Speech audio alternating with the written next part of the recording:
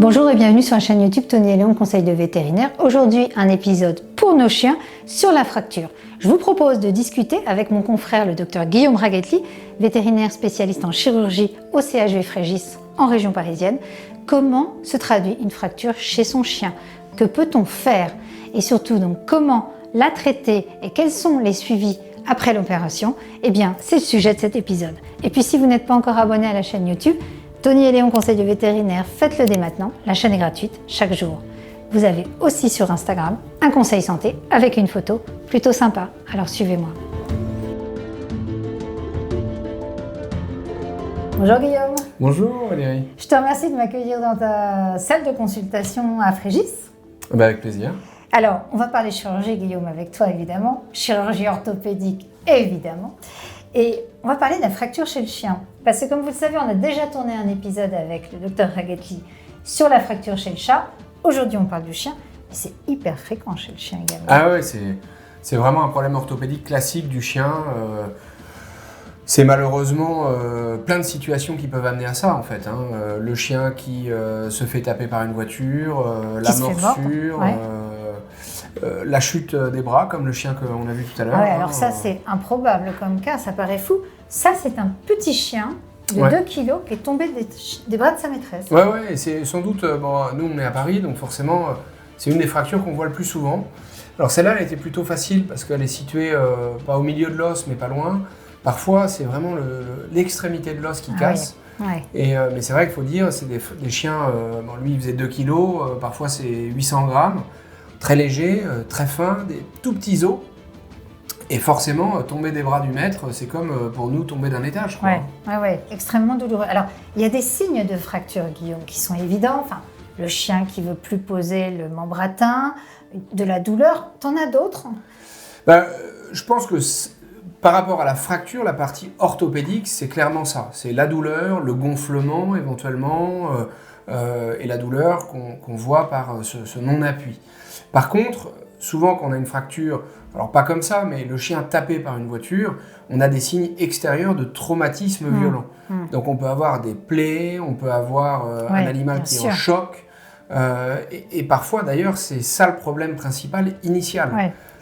Et parfois tu as des signes internes que tu ne vois pas d'ailleurs, parce que tu as des organes qui peuvent être atteints. Exactement. Et ça, c'est ta priorité, c'est de stabiliser l'animal quand il arrive pour te voir. Exactement. Alors nous, on a la chance d'avoir une équipe de soins intensifs, d'urgence.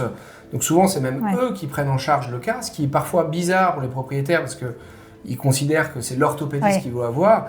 Or, l'urgence vitale n'est pas du tout sur l'os.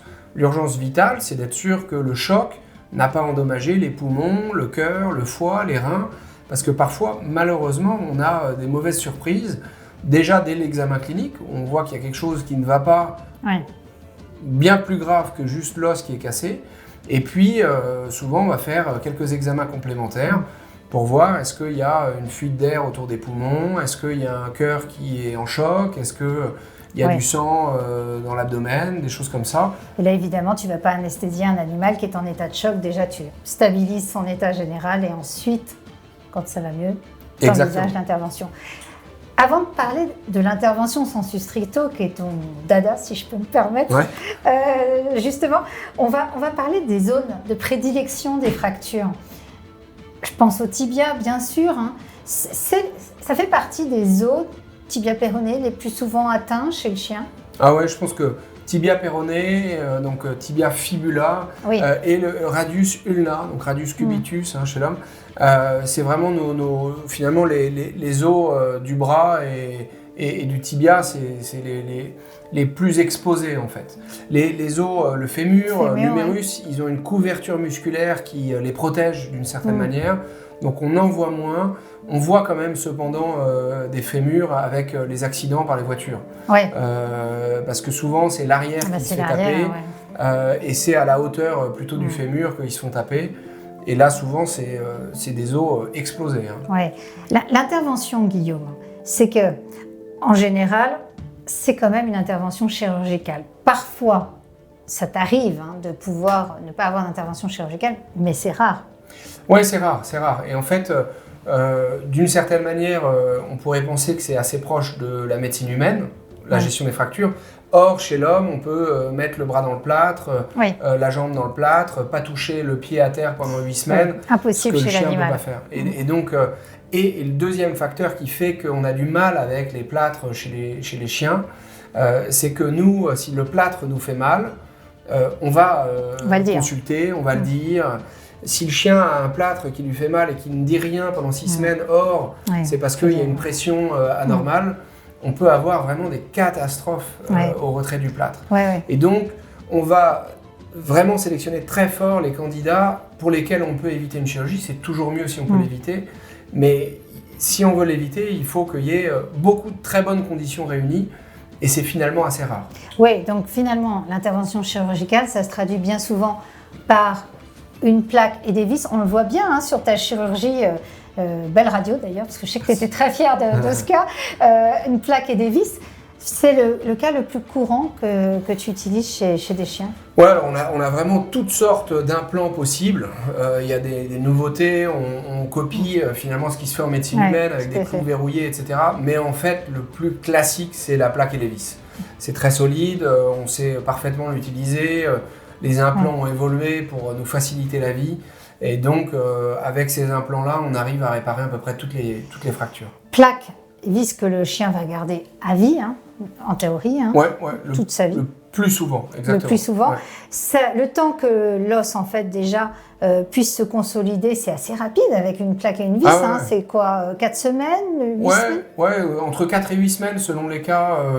Un chien très jeune va guérir finalement souvent très vite. Lui, il a 6 mois, je pense que dans 3 semaines, il est guéri. Il y en a d'autres, ça peut être 8-12 semaines parce que on a des fractures par balle, on a des cas aussi très lourds où l'os a pris un tel choc, c'est contaminé, etc. Où là, ça va ralentir. Et puis là, on voit, c'est quand même bien net. Alors parfois, tu as des fractures qui sont beaucoup moins nettes et beaucoup plus complexes pour arriver à bien recréer. L'intervention, combien de temps dure-t-elle? Parce que c'est assez rapide, ça pour rassurer les propriétaires. Nous l'objectif, c'est sur des fractures simples, en 30-40 minutes, on peut avoir fini en fait. Donc ça peut être, si tout se goupille bien, ça peut être très rapide.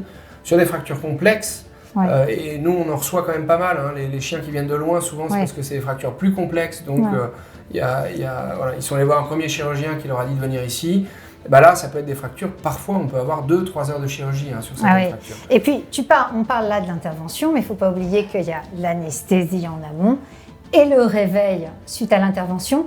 Combien de temps, en moyenne, on garde un animal en réveil? Parce que ce n'est pas neutre, le réveil. Ce n'est pas le garder pour se faire plaisir. C'est qu'il a été anesthésié. Et qu'en plus, il est potentiellement douloureux. Exactement. Et donc, en fait, nous, on va les garder hospitalisés, évidemment pour la gestion de la douleur. Parfois, s'il y a eu un choc important, on a attendu un petit peu de bien les stabiliser avant de faire la chirurgie, mais on veut quand même une surveillance en soins intensifs après la chirurgie, être sûr que le cœur, les poumons, le foie continuent de bien fonctionner. Et donc, j'ai envie de dire, le plus souvent, on les garde au moins une nuit. Et pour certains cas un peu critiques ou des fractures qui ont été très complexes, on peut les garder 2 nuits après la chirurgie. Oui, voilà. Donc ensuite, le rendu à leur propriétaire, avec des règles à respecter. J'ai envie de dire, c'est un peu comme chez nous en humaine, quand on a une fracture au niveau de la jambe, on te dit de ne pas prendre appui, pas trop de pression. L'animal, c'est pareil. Finalement, toi, tu conseilles de faire attention, d'avoir une activité réduite.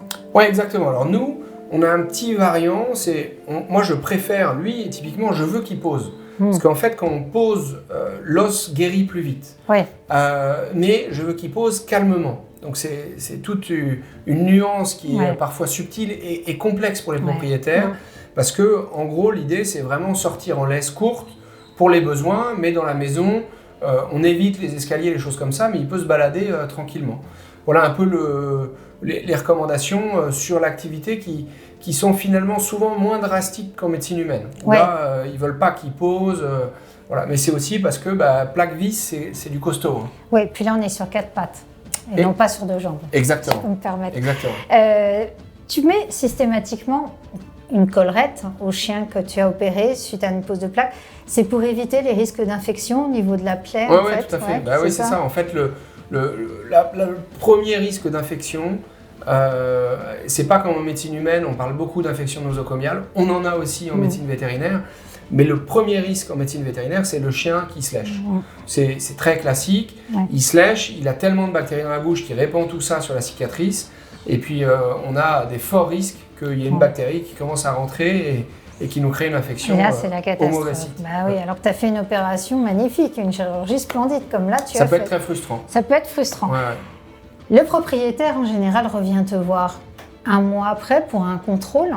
Ouais, exactement. Contrôle 1 mois. Souvent, on veut qu'à 1 mois, le chien marche normalement. On ait l'impression que sa patte est normale. Et on fait des radios pour vérifier que sous la peau, l'os est bien cicatrisé. 1 mois, c'est parfois insuffisant, comme on l'a dit. Donc tu fais 2 mois mais ensuite. on voit déjà une progression de la cicatrisation. Et si c'est insuffisant, exactement, on fait un deuxième contrôle à 2 mois. On a déjà tourné des épisodes sur la rééducation fonctionnelle, mais tu peux la conseiller dans quelle situation lorsque tu as une fracture chez un chien? Oui, la réalité, c'est qu'il y a beaucoup de situations où la rééducation peut aider. Après, souvent, il y a eu un investissement de temps financier déjà assez lourd pour réparer la fracture. Et on sait qu'un chien qui est bien réparé, il va récupérer tout seul parce qu'ils ont une volonté qui est très différente de la nôtre. Nous, il faut qu'on se force quand on a mal et qu'on s'est fait, je sais pas, une fracture, une entorse, on doit se faire du mal pour marcher, etc. Eux, on a l'impression que c'est naturel. Cependant, il y a des cas où c'est quand même très important de le faire, cette rééducation. C'est les fractures articulaires, parce que là, il y a eu un choc osseux, mais aussi un choc articulaire.